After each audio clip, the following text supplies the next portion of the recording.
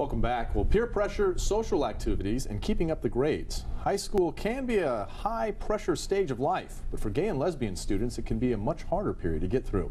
Well, a new Long Island parent-teacher organization is meeting for the first time this Wednesday. Now, they say their goal is to make schools on the island more tolerant of gay students and the issues they face. Joining me tonight to talk about it is David Kilmnick, Chief Executive of Long Island Gay, Lesbian, Bisexual, and Transgender Services Network. First, thanks for spending some time with us and explain. Tell us about your organization and what your plans are for this Wednesday. Sure. The Long Island Gay Parent Teachers Association is an initiative of Long Island Gay and Lesbian Youth, also known as Legally.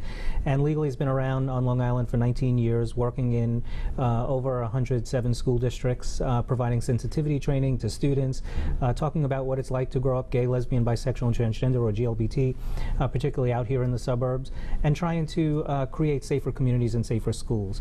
And so this is the next step in our work in safer schools on Long Island, where we're bringing together parents and educators that are going to help ensure that there's a Gay Straight Alliance Club in every middle and senior high school on Long Island.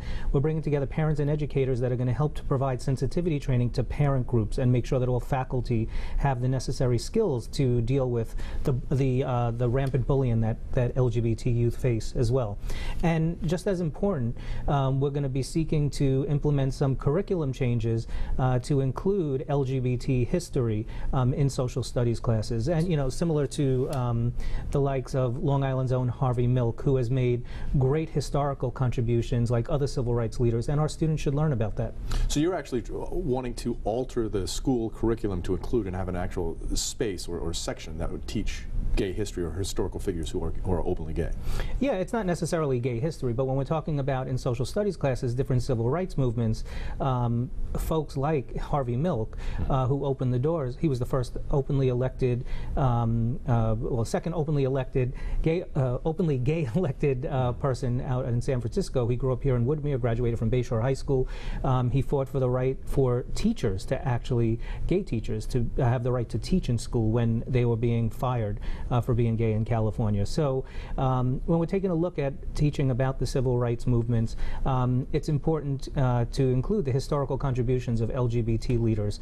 By leaving them out, we're doing a disservice to our students, and by not teaching about history, we run the danger of repeating it as well. Okay, so how do you respond to the criticism of you're coming dangerously close to sex education when you are teaching something about someone's sexual orientation? I mean, how young is it too young before kids really shouldn't even be addressing that subject?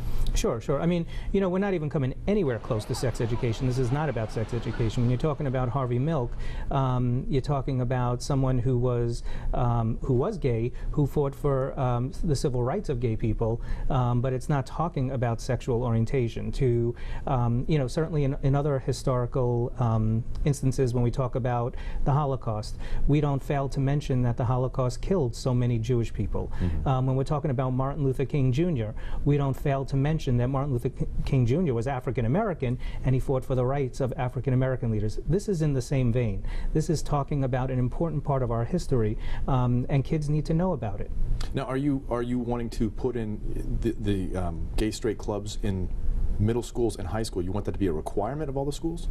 Not a requirement. I mean, I think all schools, you know, the schools that have them here on Long Island, there's over 107 school districts that have Gay Straight Alliance clubs, have shown that the graduation rates and the involvement of the students in their school community goes up when they have Gay Straight Alliance clubs, because there's more visibility, there's more education, there's more awareness, there's more of the school community coming together so that gay and lesbian students can do what they really need to do in school, which is learn in a safe environment. And unfortunately, it still exists today that gay and lesbian youth are disproportionately bullied against, and then it results in suicides like we just saw like a month ago up in a suburb of Buffalo with Jamie Rademeyer.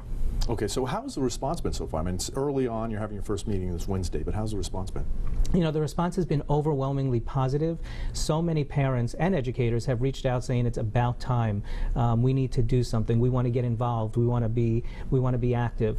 So many parents have called us and said, you know what, I want to meet other parents that are in the same boat that I am in. Because here on Long Island, you could feel isolated in your own little community. Right. So the response has been incredibly positive. Of course, there's going to be those few out there that that think this is something that it's not, and we'll educate them as well.